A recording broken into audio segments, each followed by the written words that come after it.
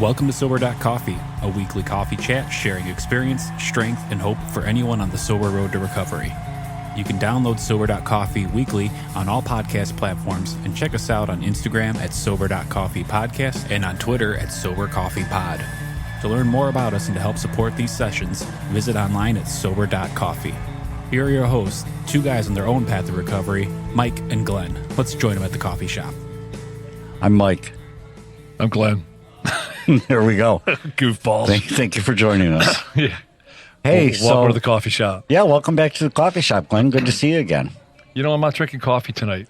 What are you doing? You're cheating on me. Full transparency. What are you drinking? Oh, you drink coffee? Yeah, just straight up. Yeah. Is it decaf? No. Hello. What's the point? Well, sometimes we record early in the morning. We come in at 6 a.m. and record, and I'm full blood coffee at that time. But tonight we did a night session. We do it nights, and I enjoy this thing called sleep. So Really? if I drank all my coffee like I normally do, so I'm drinking energized water. Oh, okay. I'll call you at midnight. Yeah, I'll be out. See how you're doing. Ginseng or whatever the crap is that's in there. Yeah. So hey, No vodka though. No vodka. Nope. You've got that going for us, Amen. which is perfect. So listen, I want to jump right into it again today. Let's get to work. Yeah. Do we have any behind the counter stuff we need to do? Really? No. Oh, I got one. You brought it up a couple of episodes ago, but we'll probably bring it up more. Do a Google review for us. For many reasons, that'll help. It's not there to boost our ego, but if people are looking for a recovery podcast, they'll have a better chance of finding the Sober.Coffee podcast if you just leave a review. And you know. So that's on Google, and it's on all the podcast platforms. So Right. if you go to Spotify or Castbox or Apple. or one of those, and just remember when you write the reviews, Mikey's the funny one. No, that's not true. I checked with my mom. She said, no, absolutely, you're the funny one. No, the reviews really help. Yeah. For example, if somebody's out there and they're Googling Sober Curious, right? You know, we're trying to use the hashtags. You know, we're partnering up with Care Addiction Center. You know, they're a great resource for us, and you know, we're trying to align some content with their blogs and, you know, those hashtags and all those things. We should probably learn all that stuff at some point. But I know a little bit about hash, but I think that's another podcast. Okay, all right. I'm just saying. Like, geez, don't judge me. I'm better now. I got better. Anyway, we've got a table for three, and it's so funny. Oftentimes we'll have a special guest on, which we have again today. We have a special guest on, and I love it. I get so excited about our 18 minutes together that I always say, "Oh, you come back and visit us." And Megan said, "Sure, I'll come back." And I said, "Be careful what you say." And so she's back. Good morning, Megan. Hey, Megan. Good morning, good afternoon, good evening. So it was so funny because we were talking, and, you know, in case you guys don't know it, Glenn and I are guys. And Megan, say hello again. Megan is a woman, a gal, a girl. Well, and let me jump in real yes. quick. So, Megan, when we started this thing out, this is funny. 100 episodes ago, right? So I tell my wife, and I don't tell her a lot of stuff I do just because, you know, she's so busy and focused on her stuff, and she supports my sobriety 100%, and she doesn't care what I do, right? Just as long as you keep doing it. Yeah, absolutely. So, you know, we started doing this. I said, hey, I'm doing a podcast, and I had been on podcasts before, and she thought I was just going to, like, speak, like a speaker meeting type thing.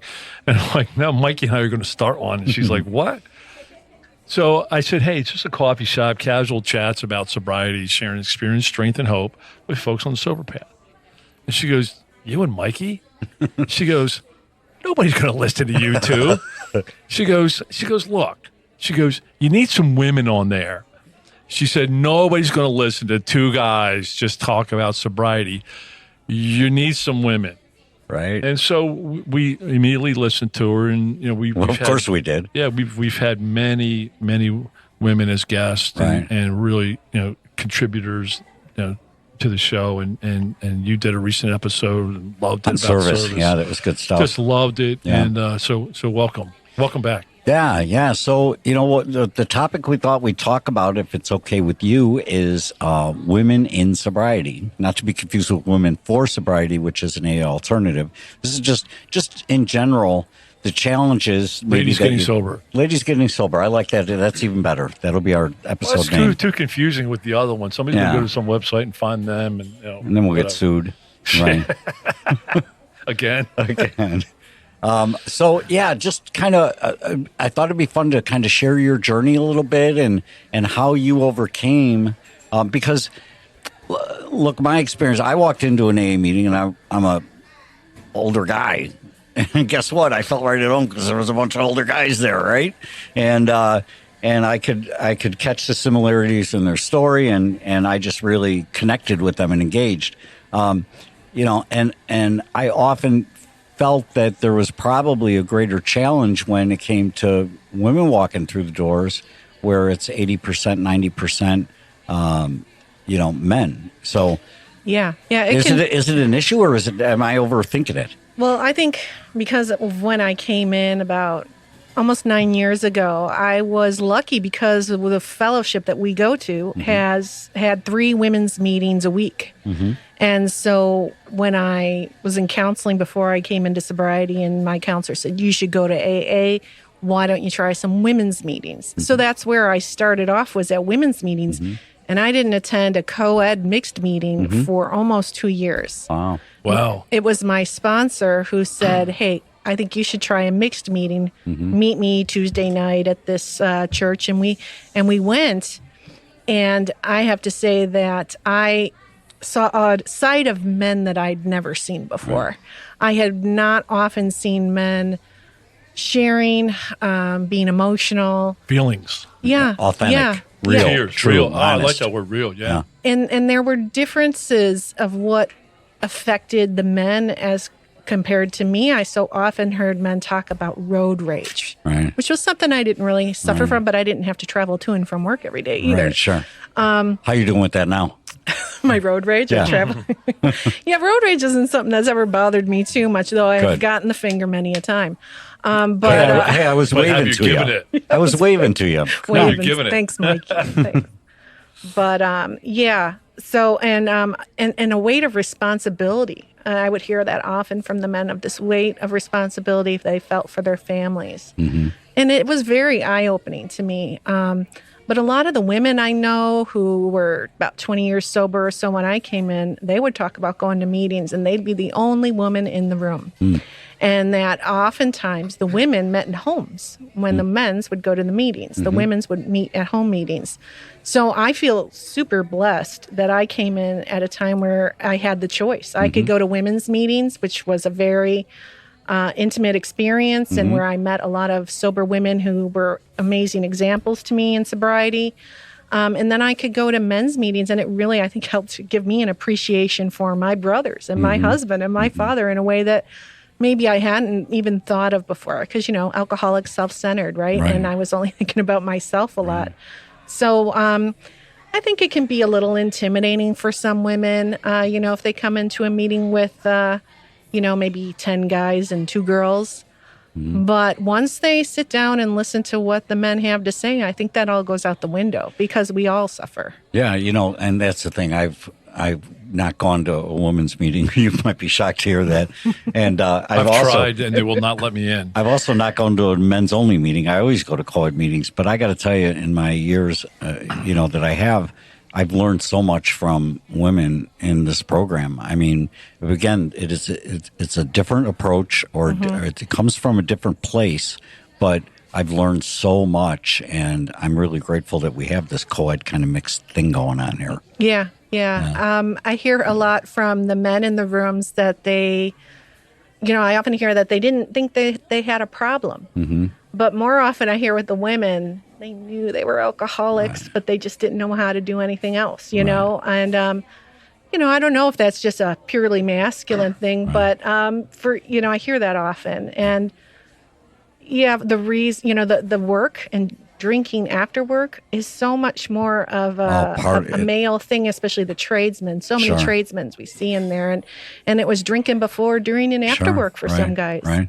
I knew a guy who worked on those skyscrapers, and they were drinking at lunchtime. All right. And I thought, gosh, it's amazing you're still alive, you know? Absolutely. It's crazy. So save AA for a moment. Going back on your journey 9 years ago, you came to a point, obviously, where you realized that alcohol was affecting your life.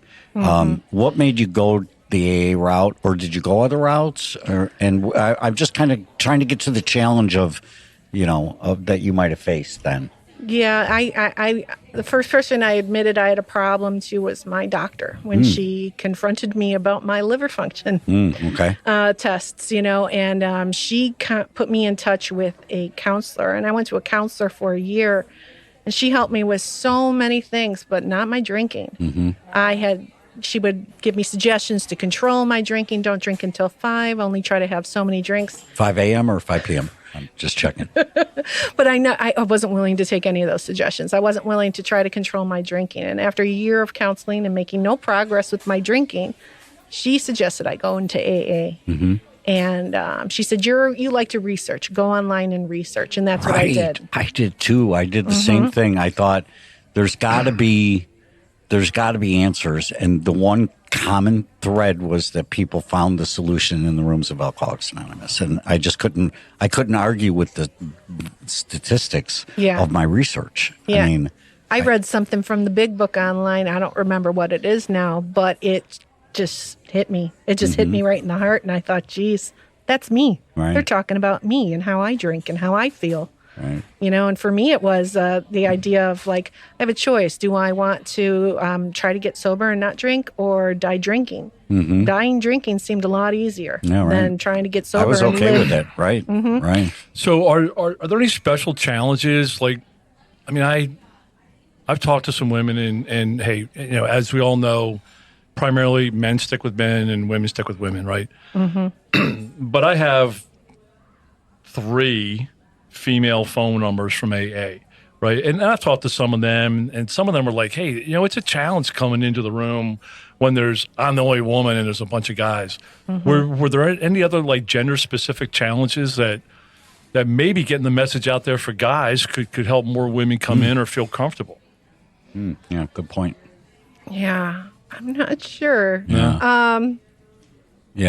Nothing's hitting me right now about that. I think for the women who come in the doors, so often and even recently I hear women who come into the doors and they go to meetings. It's their first meeting. All men, all old guys, right? Right. Like Blake and me. Yeah, right. They start bawling and just have this emotional vomit all over the table of AAs. And those men, they're just as comforting and loving and supportive. And they tell you, you never have to be alone again. Keep coming back. We're going to love you until you love yourself. And so often I hear that hits people. The women who come in, they go to those men's meetings, have a man come to them and say, we're going to love you until you love yourself, and not in a inappropriate way, but in like a brotherly fellowship way, and having relationships, because I'm married a long time. I don't have friendships with men until I came into the program. I always kind of felt like, we always say, you go in slippery places, you're going to slip. That's right. Yeah. I felt that way about men. If I hang out with men too much, then I'm having a relationship with them when I should have it with my husband. Sure.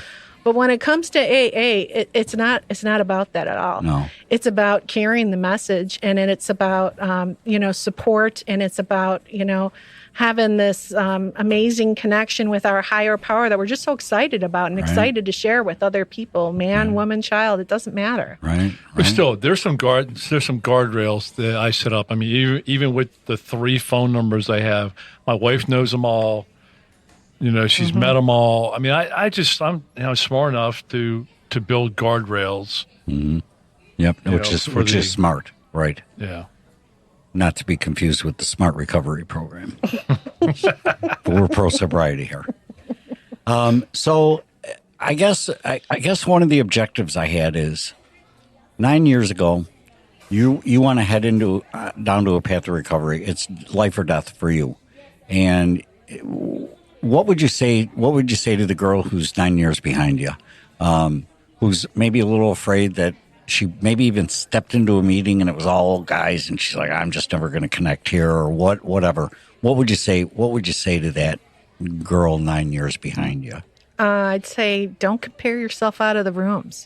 Just because someone is a different gender or has a different job or is in a different socioeconomic, bracket than you, that doesn't change the fact that we all have been suffering. We've all felt shame and remorse for what we were doing while we were drinking.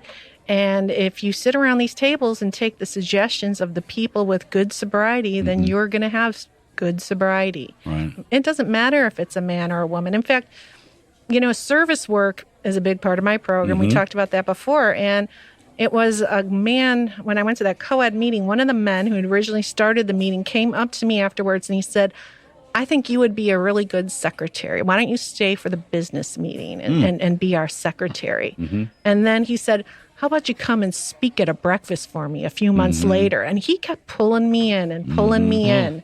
And I'm grateful. I'm so grateful. We are still friends. I'm friends with his wife and his daughter and the whole family, because it affects all of us, when one of us is sick. And they support and rally around him. And it didn't matter that it was, a guy who was 20 years older than me, who I probably would have never met before. In fact, we lived down the street from each other years ago. Never met. Wow. Yeah, but come into the room. Love how this works. Well, I find that, we're all at the proverbial intersection. How we got there, where we're going to go from here it's going to veer off. But we come in, we find ourselves at the same intersection. We're hopeless, looking for hope. We're, tired, looking for strength. And we're all those things. And when you break it down like that, you're right. It doesn't matter. I don't know more than half of the people. I'd say 90% of the people, I don't know what they do for a living. I have no idea. I don't care. They don't know what I do. It doesn't matter. We're just here working on sobriety. That's it. Exactly. Yeah. Glenn, love it. What do you do for a living, Glenn? I don't even know. Some days I don't know either. You do a podcast. No, I just met this. I mean, there's a guy who I've known in the room for 12 years. I just found out what he did. Yeah. Right. And then he retired. Because it doesn't matter. But nothing matters, man. It's hey, let's get sober together. Let's go help the next guy. Right. Absolutely right. Well, I think we helped the next gal today. I hope we did. I hope so. Anything you want to leave them with? Keep coming back. I hear you those say. cranky old men. Yeah. They're just big old softies. Just call don't be scared off by the Duck and Duck. The guy's name's Mikey. Megan, thank you so much. Yeah, thank you guys for Megan. asking. I really appreciate you coming back. Come back again? Oh, she's going to think about it now. There we go. All right. Thank you, Megan. Thanks, Megan. All right. Bye. Thanks for joining us for today's coffee chat. To contact the show, email us at podcast@Sober.Coffee. If you need immediate help, the AA hotline is 800-839-1686. The National Suicide Prevention Hotline is 800-273-8255. Remember, Mike and Glenn are sharing their own journey on the path to recovery. Any suggestions, medical or otherwise, are their own experiences and should not be viewed as professional advice. See you next week, and remember, there is a solution.